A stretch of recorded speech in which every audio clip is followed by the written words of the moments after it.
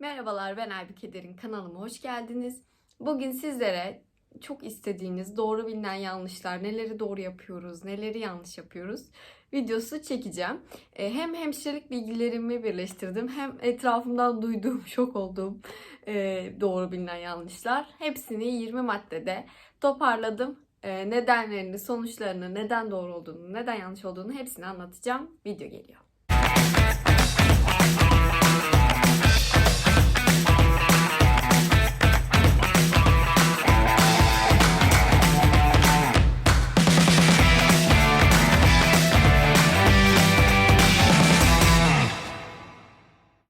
Videoya başlamadan önce beğenmeyi, abone olmayı, bildirimleri açmayı unutmayın. Çünkü abone olmanız benim için çok önemli. Motive oluyorum. Siz abone oldukça yeni içerik üretmeye çalışıyorum. Yeni videolar arıyorum. Yorumlarınızı önemsiyorum. Beğenmeyi, yorum yapmayı, abone olmayı unutmayın. Bu kadar. Şimdi buraya not aldım. Biraz notlara bakarak söyleyeceğim. Çünkü 20 tane madde aklında tutmak zor olacak. Bakıp anlatacağım size. İlk olarak kundakla başlıyorum. Çünkü en çok bundan ilgili soru alıyorum. Bir tane kundaklama videom var Instagram'da. Kundaklayıp açtığım doğayı. Ve birçok popüler sayfada paylaştı. Çok fazla duyulduğu için takip eden, etmeyen herkes soruyor. İşte kundaklamak doğru mu, yanlış mı? Nasıl kundaklıyorsunuz, neden kundaklıyorsunuz şeklinde. Şimdi kundaklamak yanlış, şöyle yanlış, doğru, şöyle doğru. Şimdi kundaklamak yanlış deniliyor ama bu doğru bilinen bir yanlış. Çünkü kundaklamak bebeğe güven hissi uyandırıyor. Şimdi anne karnında bebek bu şekilde. Bacakları yani kolları, bacakları her şeyi kendine yakın bebeğin. Bu şekilde kollarının kendine yakın olması biraz güven hissi oluşturuyor. Onun dışında bebekler geceleri ya da gündüzleri de ne zaman uyursa uyursunlar kaslarını kontrol ediyor vücut istemsiz bir şekilde. O yüzden sıçrıyorlar. Sıçradıklarında da kendini uyandırıyor. Uyandırdığı için de kaliteli bir uyku olmuyor. Bu nedenle kundaklamak çok da yanlış bir şey değil. Yanlış bir şey değil aslında. Ama doğru kundaklamak diye bir şey var. Yani herkes doğru kundaklayamayacağı için sağlık çalışanları işte kundaklamayın diye olabilir. Ama ben size doğrusunu gösteriyorum. Bir tane şuraya görsel koyayım. Nasıl doğru kundaklama olur? Sadece kollarını, bacakları serbest olacak. Çünkü bacaklarını sıkarsanız kalça çıkığına sebep olabiliyor. Sadece kollarını kundaklamanız yeterli. Zaten ilk yeni doğan döneminde çok istiyorlar. Daha sonra kundaklamanıza gerek yok. Ama kundaklamak zararlı değil. Madde 2. Bu bayağı güldüğüm bir madde. Bebeği tuzlarsan kokmaz. Bunu nasıl kim üretmiş bilmiyorum ama hani böyle bir şey zaten tıbbi olarak yok ama bunun zararlarını anlatmak istiyorum size. Şimdi tuz suyu çeken bir şeydir. Hani bunu bütün anneler, bütün kadınlar, erkekler bunu herkes bilir. Tuz suyu tutar. Şimdi eğer siz çocuğu tuzlarsanız deriden vücut nasıl terleyerek suyu atıyorsa şimdi o tuz da vücuttaki suyu çekecek. Bu da dehidratasyon dediğimiz vücutta su kaybına sebep oluyor. Bu nedenle çocuklar kesinlikle tuzlanmamalı. Tuzlanmakla kokmanın bir alakası da yok. Diğer bir maddeye geçiyorum. Şekerli su vermek sarılık olmasını engeller. Bebeğe şekerli su vermek sarılık olmasını engellemez. Daha çok emzirmekle alakalı bir durum bu. Bazen de ya fizyolojik bir sarılık olduğu için bazen de iyi emzirmeye rağmen olabiliyor. Ama şekerli suyla alakası yok. Şu şekilde şekerli suyun zararlarını anlatmak istiyorum. Şimdi bebeğe ilk olarak anne sütü değil yani kolostrumu o ilk sarı sütü değil şekerli suyu verirseniz bebeğin ileride diyabet olma yani şeker hastalığı olma riskini arttırıyorsunuz. Bağırsak hastalıkları olma riskini arttırıyorsunuz. Çünkü o ilk süt sindirim sistemi için çok önemli.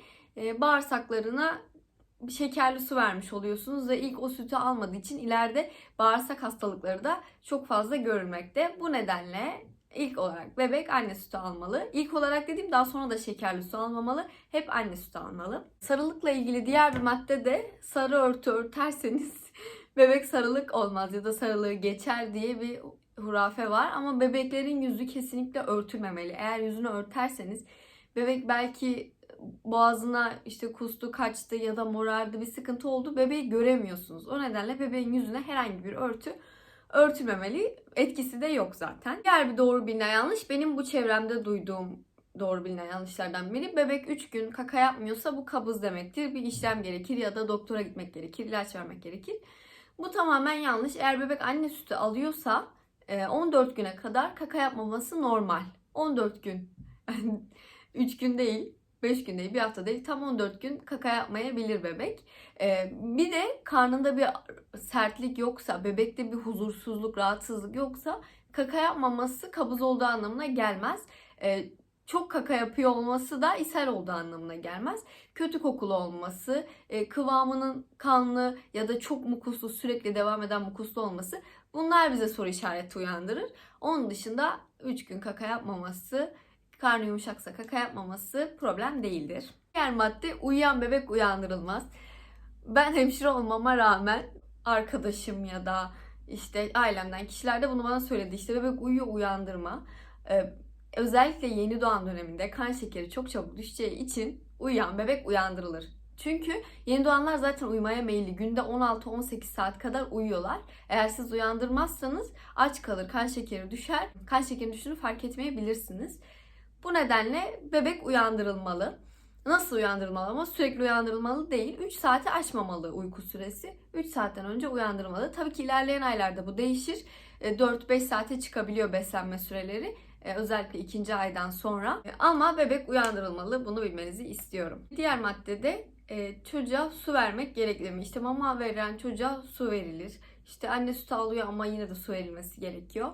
Bununla ilgili bir ayrıntılı bilgi vermek istiyorum. Şimdi mama verilen çocuğa su vermeye gerek yok. Anne sütü alan çocuğa da su vermeye gerek yok. Doğru bilgiler bunlar. Nedenlerini açıklıyorum. Anne sütünün %90'ı sudur. Bu nedenle su vermeye gerek yok ekstra. Sadece anne sütü aldığı dönemden bahsediyorum. Yani ilk 6 ay. Eğer mama alıyorsa bebek, zaten mamayı suyla hazırlıyorsunuz. Yine ekstra su vermeye gerek yoktur bebek için. Katı gıdaya geçtiğinizde su da vermeye başlamanız gerekiyor. Benim bahsettiğim sadece mama ve sadece anne sütü aldığı dönem. Diğer madde, bunu kim uydurmuş bunu da bilmiyorum. 40'ı çıkana kadar bebek dışarı çıkarılmaz. Bunu o kadar çok duydum ki, özellikle biz 1. ayda tatile gittik. Ufak bir tatildi, böyle çok büyük bir tatil pandemi dolayısıyla. Böyle kısa bir tatil yaptık. Doğayı tabii ki götürdük yanımızda. Hatta denize de girdi, yüzdü. Şuraya kısa bir videosunu koyayım onun. Böyle herkes bayağı linçledi. İşte bebeği dışarı çıkarmışsınız, bir de denize sokuyorsunuz. İşte 40'ı çıkmadan dışarı çıkmamalı. İşte üşüteceksiniz gibi bir sürü şey. Birincisi yazdı zaten. İkincisi, yani 40 günle bir alakası yok. Bebek çıkıp hava alabilir. Güzel giydiriyorsanız, iyi bakıyorsanız bir sıkıntı yok. İstediğiniz zaman bebeği dışarı çıkarabilirsiniz. Tabii siz sağlıklıysanız, bebek sağlıklıysa, bir sıkıntı yoksa. Ve şu an en önemlisine geliyorum. Bütün annelerin bana sorduğu Instagram'dan, Doğan'ın kilosu kaç? Doğan'ın kilosu kaç? Çok fazla anneler kıyas yapmayı seviyorlar. Yani kiloslu bebek sağlıklı bebektir diye bir algı var. Bu da doğru bilinen yanlışlardan biri. Bebeğin kilosu sağlığını göstermiyor. Yani 600 gram ve üzeri alıyorsa ayda, bu sağlıklı bebek olduğunu gösteriyor. Yani illa bir bebek böyle çok tombulsa, evet, bu çok sağlıklı değil. Ki özellikle mamayla beslenen bebekler biraz daha diğer bebeklere göre kilolu oluyorlar. Çünkü mamanın kalorisi yüksek. Anne sütü besin değeri olarak çok zengin, doyurucu.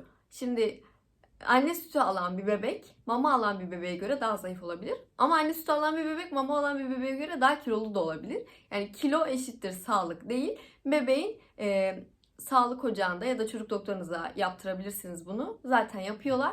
Bir büyüme eğrisi var. O büyüme eğrisine göre eğer doğru aralıktaysa kilosunun fazla ya da az olması çok da önemli değil. Bir diğer doğru bilinen yanlış, bebek her ağladığında kucağına almayın, işte kucağa alıştırmayın gibi şeyler. Bu da bir yanlış, çünkü bebeğin güven hissi oluşmalı. Bebek ağladığında, ona dokunduğunuzda evet, ben eğer bir zor durumdaysam benim yanımda olabilecek biri var. Bu hissi hissetmeli. Kucağınıza da alabilirsiniz, sevebilirsiniz. Zaten tabii ki seviyorsunuzdur bebeğinizi. Ama alışmasın diye kendinizi tutmanıza gerek yok. Kucağa alışma olayı şöyle: bebek sakinken, normalde de çocuğa sürekli kucağına alıp gezdirmek, hani sevmek için kucağına almak sürekli uzun süre, belki bu alıştırabilir biraz. Ama onun dışında ağladığında ya da bebeğiniz huzursuz olduğunda kucağınıza alıp sarılmak hem size hem ona çok iyi gelecektir. Birçok, bunu hemşirelerin de bilmediği bir şey bu madde: pudra kullanımı. Pudra kullanmak işte pişiyi engeller.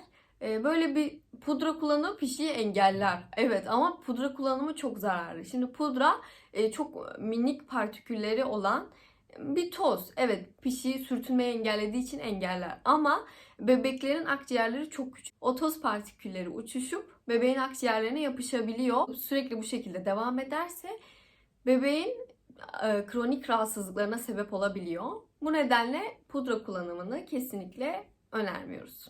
Pişik kremleri kullanabilirsiniz tabii ki. Yine çok duyulan, çok bilinen, özellikle koronavirüs sürecinde çok sorusunu aldığım bir şey. Ben hastayken bebeği emzirebilir miyim? İlla bu koronavirüs değil, grip olabilir, başka bir şey olabilir. Hastayken bebeğinizi emzirmelisiniz. Hatta hastayken daha çok emzirmelisiniz bebeğinizi. Çünkü sizin vücudunuzun ürettiği antikorlar bebeğinize geçecek. Antikorlar dediğim bağışıklık sisteminin kayıt hücreleri. O şekilde söyleyeyim. Bebeğinize geçecek. Siz emzirmelisiniz ki bebeğiniz de hasta olmasın, iyileşsin. Tabii ki maske takabilirsiniz solunum yoluyla bulaşan bir hastalıksa. Bilmiyorum nedir hastalığınız. Her neyse anne hasta olduğunda da, bebek hasta olduğunda da emzirmeye devam edilmeli. Emzirmeye ara verilmemeli. Tabii ki ilaç kullanımı, süte geçen zararlı şeylerin dışında, bunlardan bahsetmiyorum. Doktorunuzun emzirme dediği olayların dışındakilerden bahsediyorum. Bir diğer doğru bilinen yanlış değil ama bu çok kafa karıştıran bir şey. Yastık kullanmalı mıyım, kullanmamalı mıyım? Kullanmalı mıyım, kullanmamalıyım? Yastık kullanmamak gerekiyor. Çünkü omurga gelişimi için yastık böyle, şimdi omurga şöyle düz olması gereken bir şey. Yastık kullandığınızda şu baş şöyle kalkıyor. Yani omurga şu şekilde oluyor. Boyun omurgası. Bu nedenle uzun süre bu şekilde kalması omurgasının yanlış gelişmesine sebep olabilir. O yüzden düz bir zeminde yatmalı bebek. Yatağında yastık koymadan yatırabilirsiniz. Ama bebek sürekli kusuyorsa ve emzirmez düz yatırırsanız tekrar kusar. Bu nedenle reflü yatakları var, onlardan alabilirsiniz. Ya da koyacağınız ince bir yastık olmalı. Hatta yastık değil, ben havlu diyeyim. Bir havluyu ikiye katlayıp sırtından başına kadar, sırtından başlayıp, yani şu hizadan başlayıp başına kadar koyabilirsiniz. Bir diğer annelerden duyduğum, aslında benim bile birçok şey bilmeme rağmen kakanın rengi değiştiğinde ufak bir panik yaşadım. Eğer kakası koyulaşıyorsa bebek hastalanıyor demektir. Böyle bir şey yok. Şimdi bebek ilk doğduğunda kakası siyaha yakın bir kahverengi oluyor. Bu normal. Sonra zamanla rengi açılıyor. Sarı oluyor. Bazen yeşil de olabilir. Sarı da olması, yeşil de olması bir hastalığı göstermiyor. Yeşil, çimen yeşili bir yeşilse ya da kanlıysa ya da işte sindirilmiş bir kan görüyorsanız, yani içeride bir kan olmuş sonra kahverengi bir şekilde aralarda o şekilde varsa, bunlar şüphe ettirici bir şey. Onun dışındaki birçok kaka normal. Hatta mukuslu olması bile normal eğer uzun süre sürmüyorsa.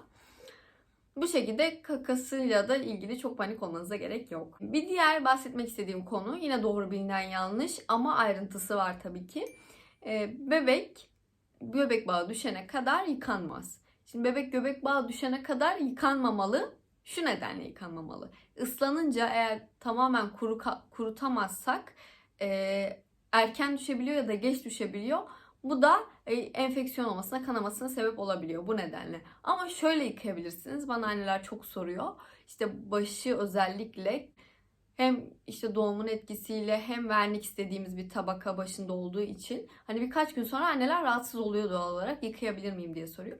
Göbeğini ıslatmadan başını yıkayabilirsiniz ya da eczanelerde satılan göbek bağı kurutucu var. O şekilde yıkadıktan sonra kurutabilirsiniz. Ama benim tavsiyem yine yıkamamanız. Yani göbeği ıslatmamanız. Ne kadar ıslatmazsanız o kadar erken ve temiz bir şekilde düşüyor. Yine en çok soru aldıklarından biri emzik kullanımı. Emzik veriyor musunuz? Emzik verilmeli mi? İşte ben emzik aldığımdan bahsetmiştim. Bir tane videomun altında emzik gösteriyorum. Onun altına yazmışlar işte siz nasıl hemşiresiniz? Damak yapısını bozuyor. Bunu bilmiyor musunuz falan demişler. Şimdi ben hem bebek hemşireliği yaptım hem çocuk hemşireliği. Yani bu konuda hem tecrübelerim var hem de anneyim. Biraz buradan tecrübem var. Ayrıca bilgim de var. Şimdi emzik damak yapısını bozar. Evet, ama 3 yaştan, 2 yaştan ve 3 yaştan uzun süre kullanımı damak yapısını bozar. Eğer bebek hiç ağzından emziği çıkarmıyorsa, yine 2 yaşların üzeri ise bozar. Onun dışında meme reddinden dolayı emziğin istemiyor birçok kişi kullanılmasını. Ama emzik evet meme reddine sebep olabilir deniyor ama emzik aynı zamanda bebeğin emmesini de kuvvetlendiriyor. Özellikle prematüre bebeklerde ya da düşük doğum ağırlıklı bebeklerde emzik kullanımı bebeğin emme refleksini daha da güçlendirmesine sebep oluyor ve annenin göğsünü daha iyi tutuyor. Bir de uykuya dalarken emme hissi bebeğe rahatlama hissi verdiği için çok daha kolay uykuya dalıyorlar. Bu nedenle yani %100 yanlış bir şey değil emzik kullanımı. Kullanabilirsiniz. Zaten 24 saatte bebeğin ağzına emzik tutacağınızı düşünmüyorum. Dediğim gibi 2 yaş ve üzeri de kullanmamak gerekiyor. Bir de diğer doğru bilinen yanlış, gece uyandırıp sürekli altının değiştirilmesi. İlk doğduğu dönemde çok fazla kaka yaptığı için, zaten gece de çok uyandığı için uyandığında değiştirebilirsiniz altını. İlk dönemlerde çok sık acıktığı için sık uyanması gerekiyor. Ama özellikle 3. ayı falan geçtikten sonra 4 saatte bir uyanıyor. 5 saatte bir uyanıyor geceleri.